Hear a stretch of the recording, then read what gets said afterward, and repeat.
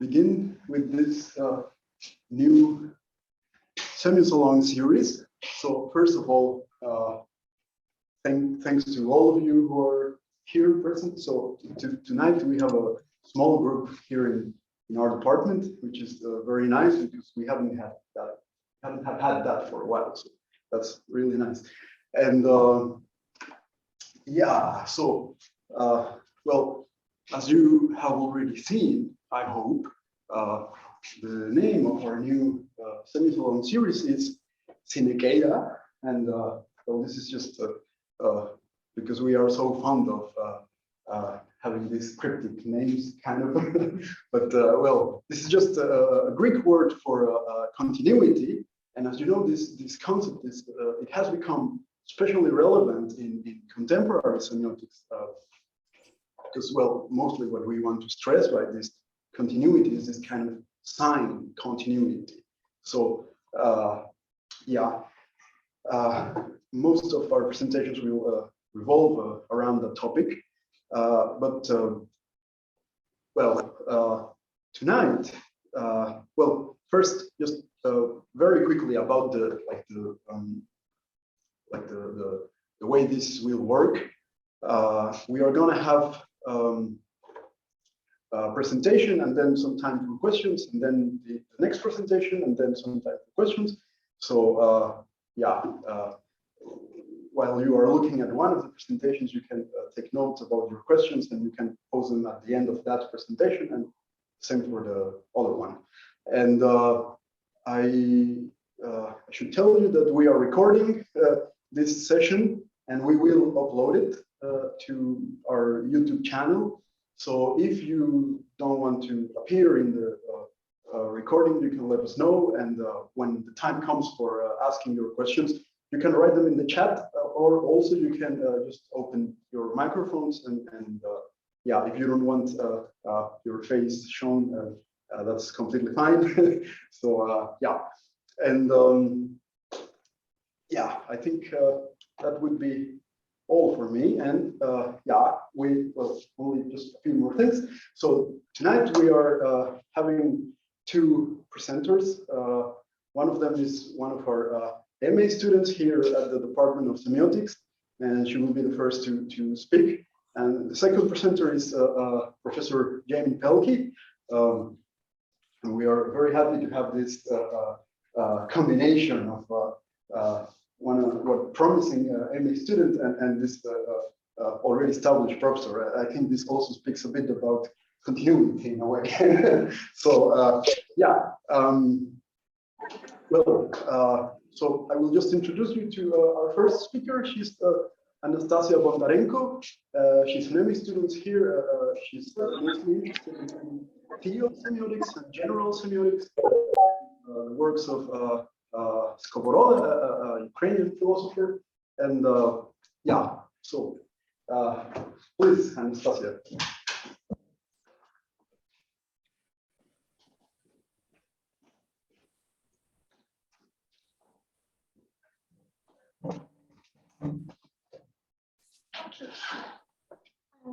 It's on my slides, yes?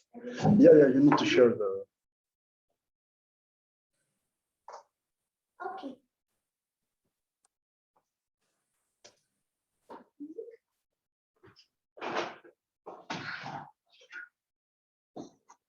So, hello everyone, I'm Anastassia, and yes, my interests lie in theology and semiotics, namely in the fruitful combination of these two disciplines without one oppressing the other.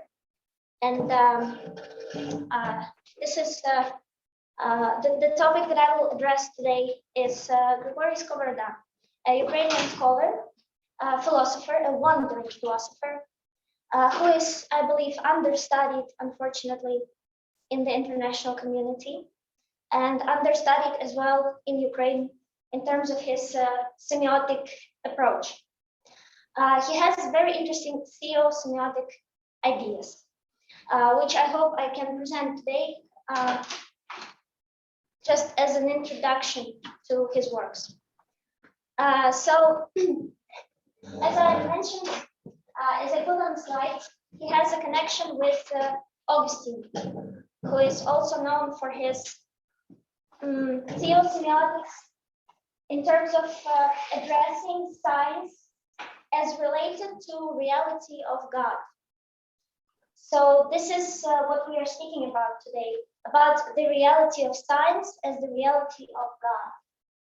And as you can see, I made a little box there with all different things related to belief: faith, prayer, church, ritual, experience, and creation.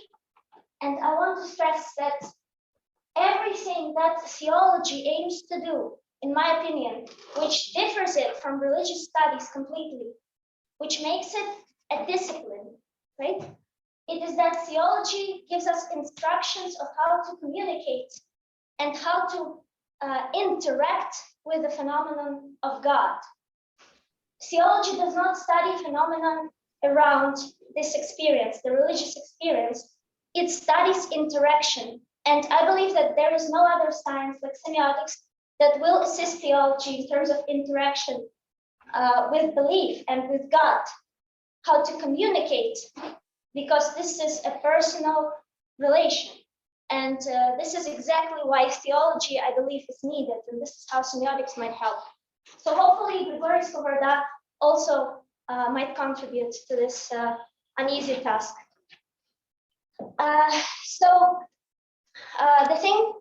The first thing that I would like to present is perhaps the most famous saying that he has wrote. He passed it on, and he said, "It should be engraved, it should be put on my grave." It says, "The world was trying to catch me, and it never got me." This refers mostly to the fact that he was a wandering philosopher. He was moving from village to village. He wasn't shying away from folk. He spoke to people of all kinds. He was not a scholar in a common sense. He practiced what he was doing, and he practiced his belief. The statue that you see right there in golden colors is on the main square of the main historical district in Kiev, the capital of Ukraine. He is facing the Kiev Academy, perhaps one of the most prominent academies today in Ukraine, a very ancient one, which has a church, as you can see, also in its territory. So by this image of him, where he stands with a traveling sack and in clothes that you would maybe call the villagers' poor clothes, there is, I would say, he would not be called poor in spirit. Like in the Bible, the blessed ones.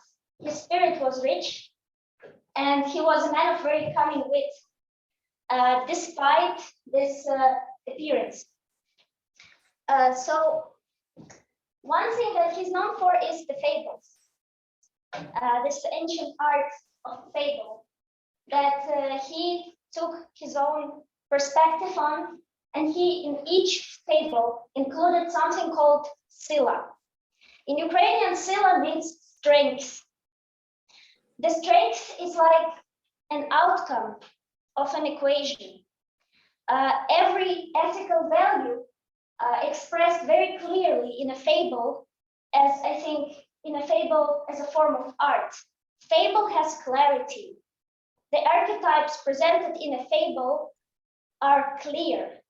They are as clear as to be perhaps called mathematical, almost like figures, but not only the figures of speech, but also figures of mathematics. Ethics can be clear, it can be distinct, and we will return to it later. So the clearest way to represent these ethical and theological ideas is the fable with its strength.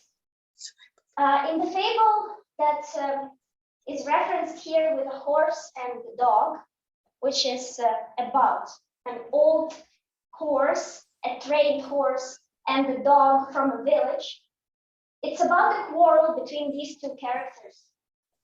The horse feels like he does not get enough respect from a dog because of his training, because of his training by human hands. because this is how we know that the animal for us is clever, and this is how we know that it is brought to perfection, that it's trained perfectly by human hands. The dog is trained by nature. It lives without a master in a village, and it is trained by nature and God himself. And in this fable, it is said to be without nature means to have no path. The further you wander, the more lost you get. Which is a motive in all Skovoroda's work, namely it is affinity. Affinity means the work of your life that you were born to do. And this is not the task that makes you burdened. It is naturally inclined, and not to go against nature and to abide your habits and to be bound to this affinity and habit is this religious experience that Skovoroda wants us to understand. So here I think a nice parallel to semiotics would be with Peirce and Lotman. Peirce has multiple times has said that symbols are growing. Symbols are the part of nature. They are alive.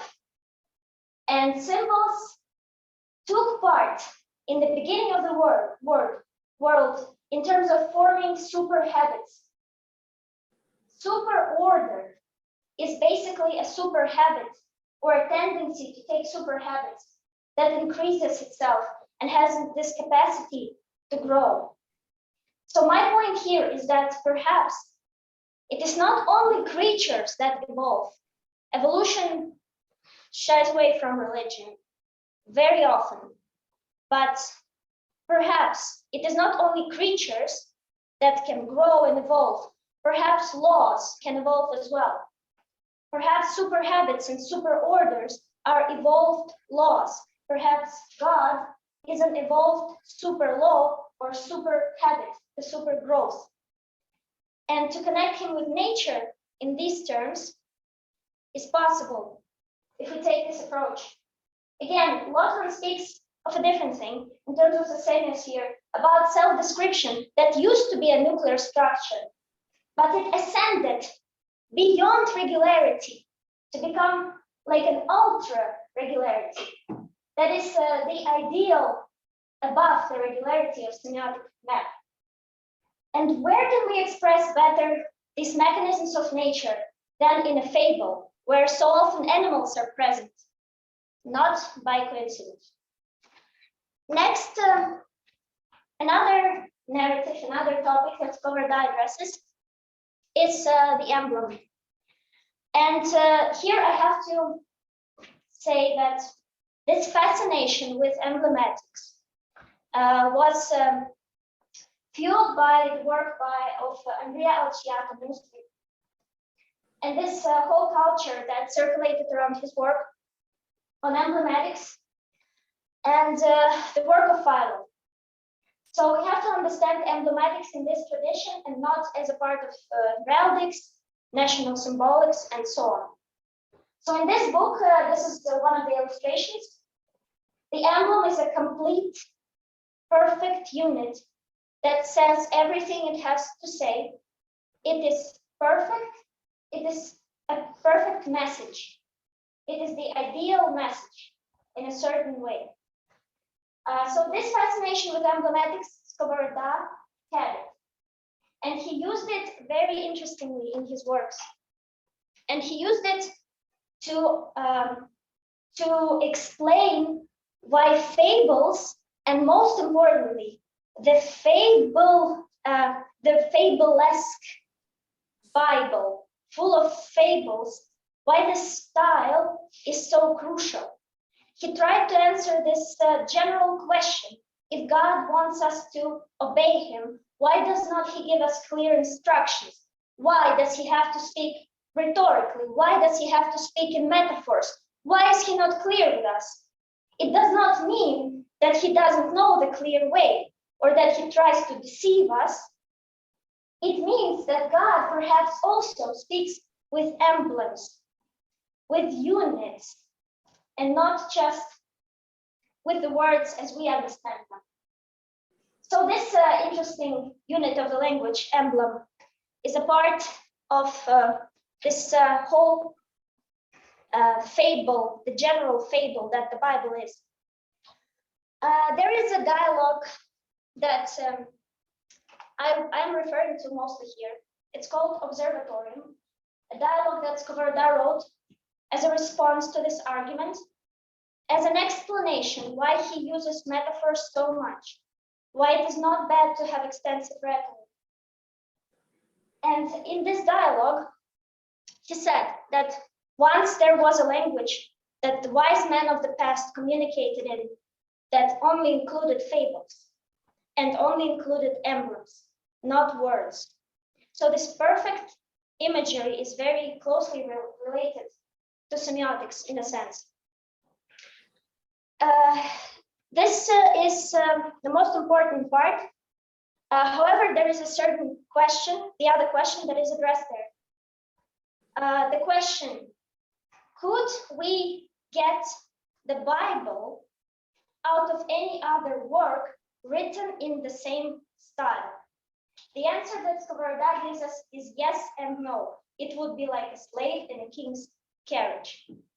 And this is very important in terms of theology as well, because in a way, it takes away the status, the religious sacred status of the Bible and returns it after it takes away this status, but in a completely different way. It says that the style itself does not matter. What matters is the connection of the thing, of the signs, of the emblems with the real object, of the real ultimate reality, perhaps even in a telic sense, that these objects stand for. The connection to this reality, so that they are real. The emblem is material, it is real, it is like a token. This is, by the way, the token of the underground in Kiev. We don't use those anymore. We use cards. But the token, I think, is a very good representation of what I refer to when I say material. I mean, it can be like a token in an underground, put in a machine, exchanged for a passage into this ultimate reality, the reality of God. It is a completely real thing. And this is, I think, a very interesting conclusion. So this is a brief understanding of the brief picture of what Skovoroda understands as a symbol in Yakovlev's analysis. I agree with it. This is why it's here. And especially I would like to stress that the second plane of being as an expression, is the key to unite all those three aspects, or to untie them, as Yakovleva offers us, as she advises us to do. The second part unlocks the first and the third one, bare, naked being, and this meaning that needs to be discovered, the present at the end of the quest. So this free, unlimited expression, what does it mean? In his works, Skovoroda uses all kinds of religious imagery. There is a sphinx, there is an angel, there is a Virgin Mary, there is anything, any kind of symbol from any religion, all together. Why? Isn't that a sin? It would be if those images were not tokens. If the Bible, devoid of its style, would be nothing. If the style was the most important thing, then yes, it would be. But in the reality where we exchange the symbols for a passage, where symbols are the condition of the communication with God, where they can be freely exchanged by anybody, then it is the only right way to understand the Bible and to speak about religion according to Skovoroda. So here we can see that this is a quote: the only subject of the Bible, that it refers to God himself. Without him, it would be a source of lies, foolishness, and harm. So the Bible itself cannot be idolized. And instead, free speech and free expression and this unlimited rhetoric should be praised. So these characters that Skovoroda makes participate in this endless beat games, as I call them, the games of rhetorics, this endless labyrinth, and they are really not dangerous. And in these games, the idea and the faith is not lost. Why? Because we turn to this axiom, know thyself.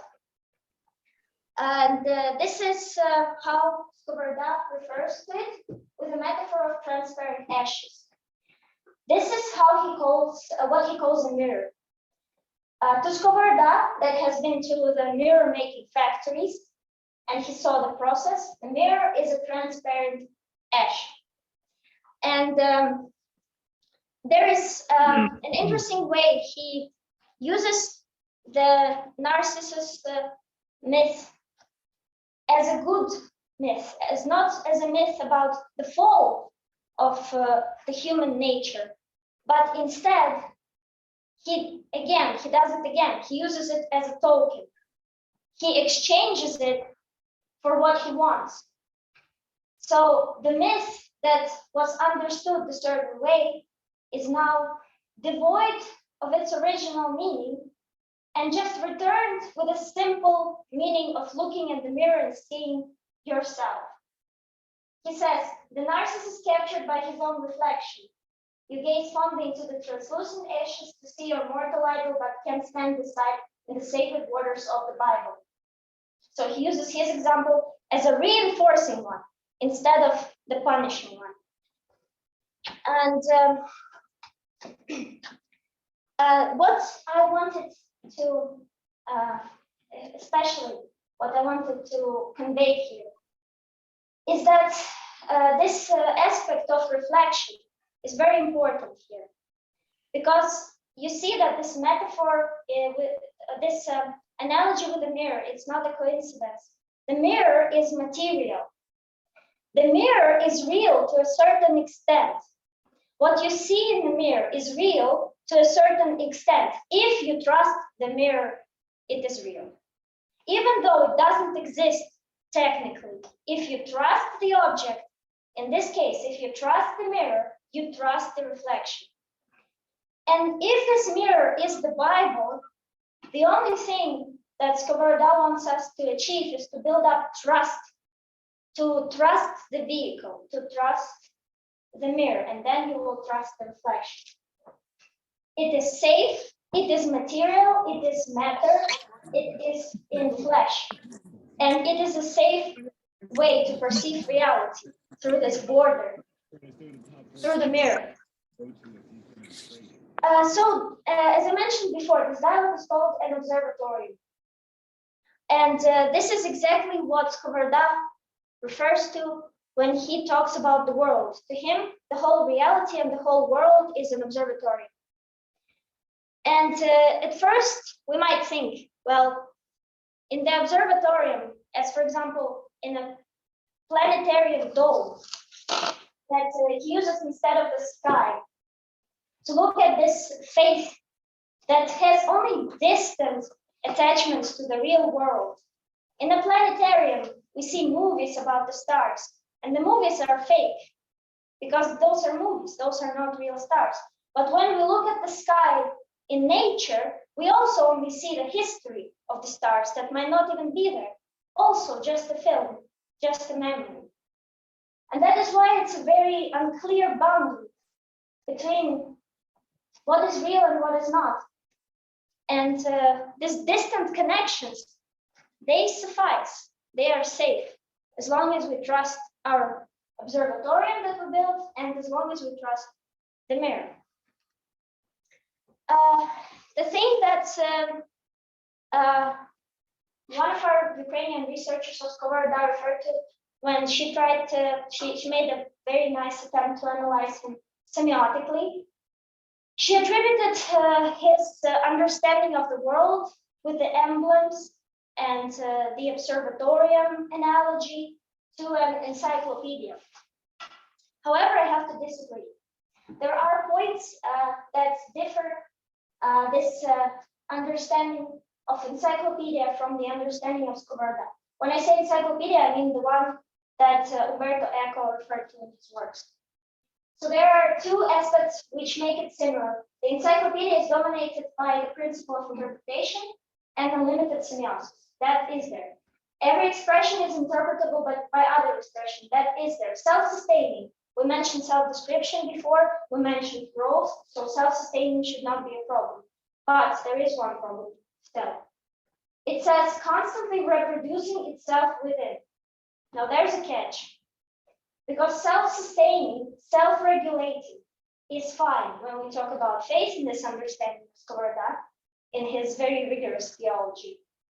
But the self constantly reproducing is problematic, because that would mean that the essence of God is also constantly reproducing, and it cannot provide this idea of the unmovable mover, the stable mirror, the stable source, the material emblem, anything of that kind. It would be unstable, and that, I think, would not make sense.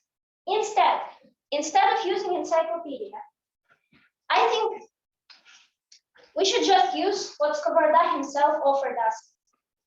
He offered us the term Abecedary, the ABC, or Abedka or Buklar. You see that historically in Ukraine, the understanding of the Abecedary is something that is very closely tied to religious, to prayers and to religion. The first Abecedary that was, by the way, printed the first time in Ukraine by Ivan Fedorov included prayers and even echo poems of a certain, even I think ritualistic kind, where each line began with a certain letter. So this is a perfect explanation instead of encyclopedia, that Skovoroda really wants us to understand this language and understand the world as this primary source where the main unit is not an article in an encyclopedia, not this intertwined unit of knowledge, but rather just a letter. A letter is enough. A letter is safe. That is why also it is child-proof. It is given to children, because from the letter we understand the whole possibilities of language that we have. And this is the exact quote from his work, where he refers to the alphabet of the word and the Abecedary in particular. This is the eternal source. This is the stable source, and this is where all wisdom was born. Just to make a quick conclusion, this is exactly, I think, important for the understanding of the Bible and religion as connected to something we call canon, something we call rules, regulations. Bible might not be canonic in this sense. It might not be regulative in this sense. Bible might be an illustration of what can be done.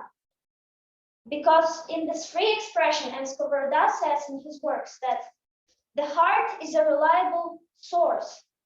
The source of everything is within. This is why to travel outside is completely safe. To be as brave as you want with your rhetorics and expressions is safe. And to explore further, because there are material things. And if you begin with an alphabet, this is the root that you need. That because it is not a coincidence that letters in old times had meanings all by themselves as units. There is a mystery in the letter, and that is this understanding of the Abecedary that I think might be specifically for theosemiotics what Encyclopedia and Dictionary is for semiotics today. So I think I conveyed my point, and thank you for your attention. Thank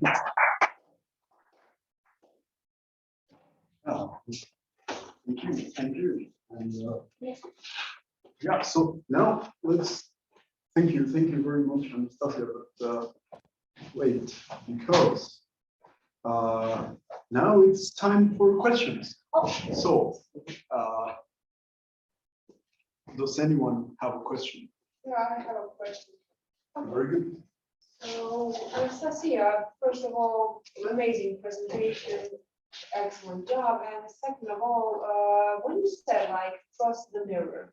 So when we're looking at the mirror, we're looking at our reflection. Let's say like in the Bible, God created human, like people, like on his own reflection. So when we trust the reflection, does that mirror actually refer to God himself? What do you think? Is that mirror actually God? Like when we're looking at that reflection and we're trusting that reflection, that we're trusting and believing in God, because like God created us people, humans, in his own reflection. Mhm. Thank you for the question. I believe that the mirror is not God himself.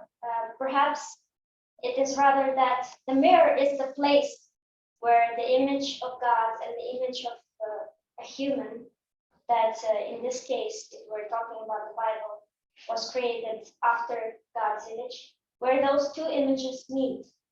And the meeting of the two reflections, maybe this is what takes place, I think, if we use this analogy, rather than this mirror being God himself. The mirror is rather a promise, a material promise, the proof that we need. Because ungraspable things are fascinating, but to a certain extent, we also need some proof. And I think this is proof good enough, as well as the symbol and the sign, which are material just to that extent to satisfy us in our search for proof. So I think this would be an explanation. But thank you for the question. Yeah. Could this mirror be a person? Yeah, because other people reflect back on you what they think of you, and so they act as a sort of mirror. Yes, I think to that extent that the person himself is a sign. It can be also in a person, sure. So yes. I have to become a sign, yeah? You don't have to try. I think it's already there.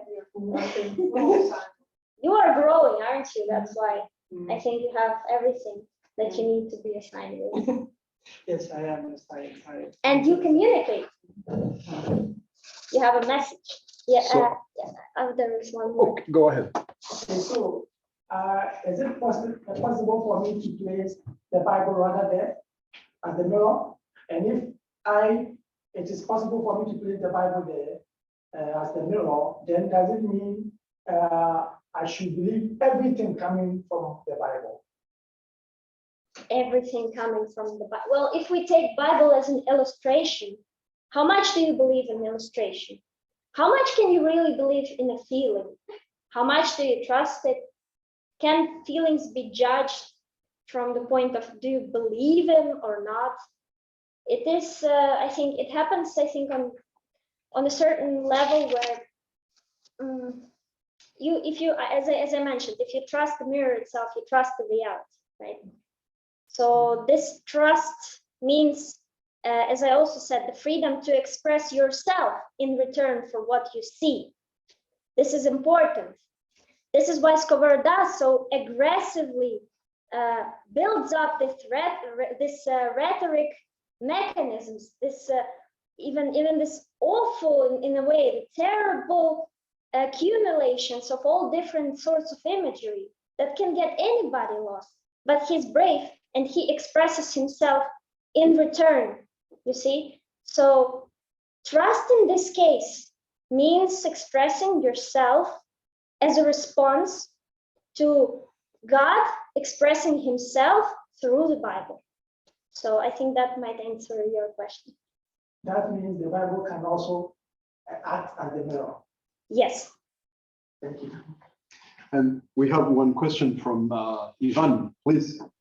Yes, Anastassia, thank you for your presentation. Actually, on several instances, I've noticed that you were speaking about signs and tokens in terms of them being like instruments that enable some kind of transportation, like they move us between universes or realms or something like that. And I think it's a very kind of interesting way to see science. It is a different metaphor to use when we think about science. And my question is that your interpretation of Skovoroda, this metaphor of science as tokens for transportation, or is it Skovoroda's ideas? And did he himself actually use this understanding of tokens as things that enable traveling somewhere? Thank you, Ivan. I should be clear, I think, next time about where I present my own ideas and where I present Skovoroda's. I agree that they are very closely intertwined. This idea of the transportation and the token is completely my interpretation of Skovoroda. However, I was inspired by the emblem. And to that point that I believe emblem represents a token and materiality, this is what made me draw this analogy. So if you believe that the emblem and the token are quite the same thing, then we say basically the same thing. If you think that I elaborated on it and brought it somewhere else further, then this is my interpretation and this is my idea. It is very hard to draw a distinction. This is a religious text. It's full of ecstatic motifs. And this is why I also allow myself to be as free in my expression as Skovoroda wants me to, out of scientific respect, of course. Nothing else. Thank you. I have never heard about this Skovoroda. When he lived, did he write books? Did he have bicycles? He lived, you see that this is actually very interesting with compared to Augustine. Augustine lived at the very dawn before the Middle Ages, and Skovoroda lived just a little bit after. So he was like a finishing line. Mm-hmm. And he lived, yes, what was the other question? When did he live? Mm-hmm. In this, yes, in the late Middle Ages. Oh. Mm-hmm. Yes. Mm-hmm. So this is very interesting that it was exactly the time when he was influenced by this Baroque kind of emblematic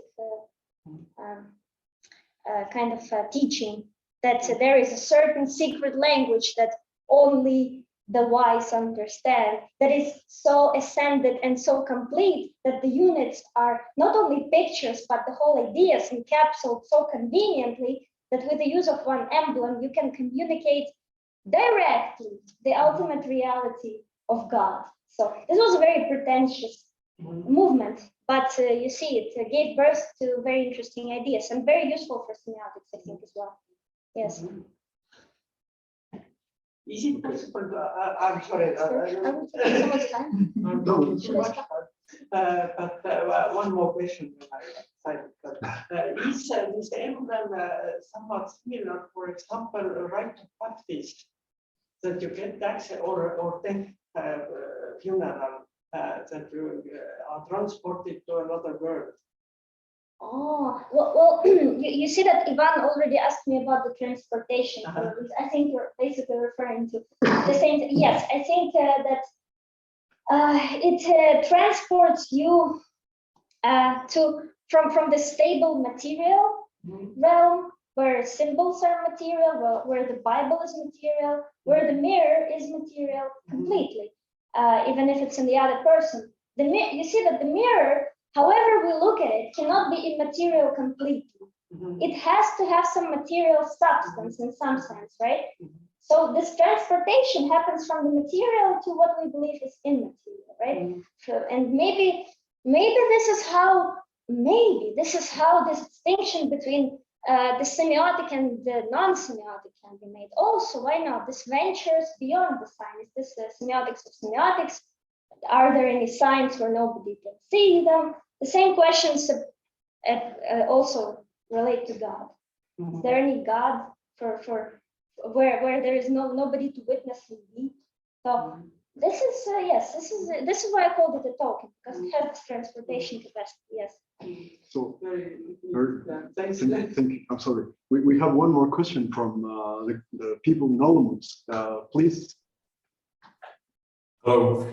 You've mentioned that the god, the bare essence of a god is not necessarily continuously reproducing because it might change our meaning of God.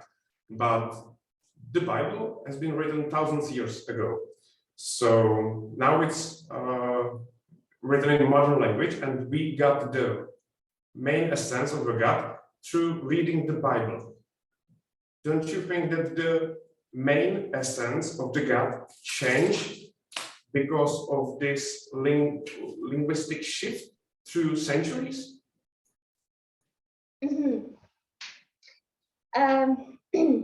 Changed through the linguistic shifts.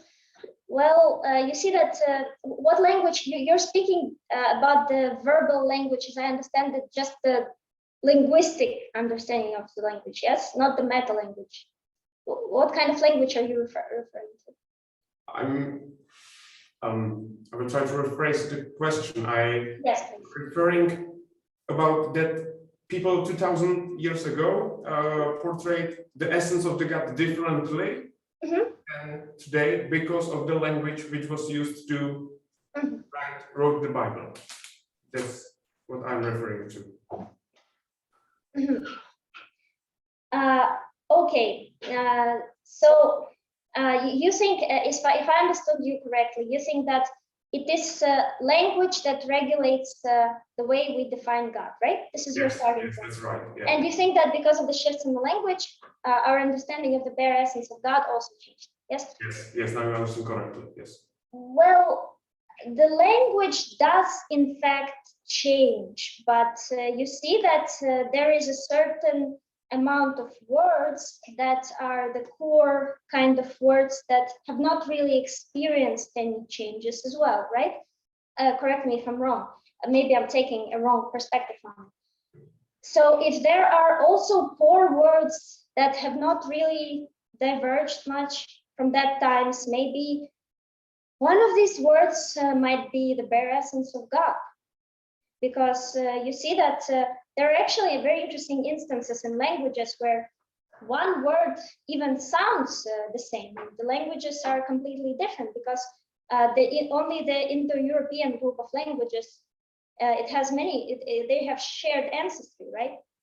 So perhaps somewhere in that shared ancestry, there is also hidden this universal understanding of God. See that this is a term that is not very easily replaceable by anything else, because no matter how you look at it, as a creator, as a law, or a super habit, or as a governing force that unites everything, there are not really many things that can replace those ideas. And if they do, they can be replaced back with the word God. So this is again like a token, right? So this is a completely it has its place.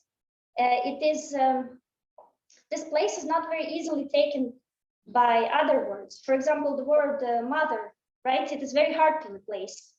I mean, we can find synonyms, but then we can revert and exchange them back for what we began with. Maybe the same situation applies to God as well.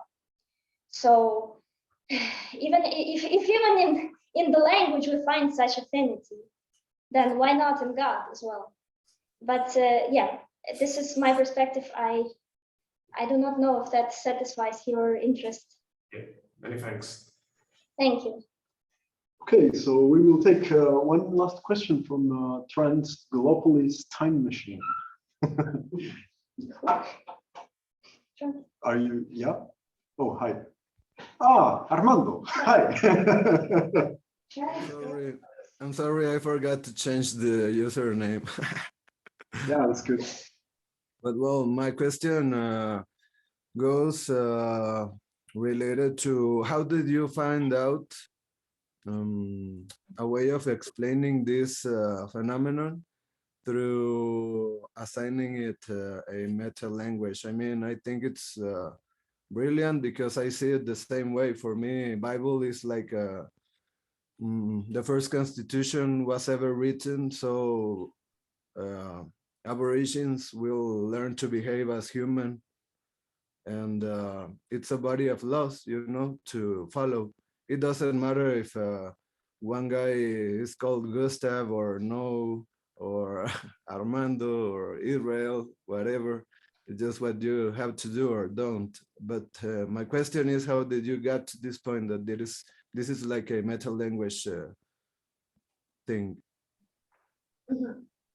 Well, I believe that semiotics made me stand on this path. If I just did theology in the general sense as philosophy of religion, perhaps I would never reach this conclusion. And if I did linguistics instead, also I think that would be impossible. So because I believe that communication and interaction is the most important part of this religious experience, as I try to describe it, semiotics is the best to understand how it works. So I think this is basically the, how to say? Approach? Yes, this was granted by my current education. This was a very nice gift that I appreciate. And in no way did I come up with this all by myself. I believe that this science is the core of this whole understanding. Yes, this semiotics. Yes. Okay, if you have any sources you can share, I will be very willing to check them out. And thank you and congratulations for your dissertation. It's very interesting. Oh, that's not my dissertation. I'm a first year student. I have only just begun a few months ago. Oh, But yeah, I will eventually write my thesis first on this thing, and then hopefully a dissertation if the circumstances would allow. Actually, if you may please, the sources, this is very convenient for you to ask because I have them over. Oh, sorry.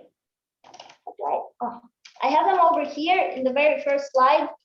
Some books that you might be interested in. Maybe not the last one. The last one is a joke. Well, you did ask for a sign. That's a joke. But the other two books, I think they were quite interesting. Yes, in this kind of approach, they are combining theology and semiotics. Can you see them? Yes. Okay. Yeah. If that's it, then thank you very much. Thank you. Yeah, thank you. And yeah, well,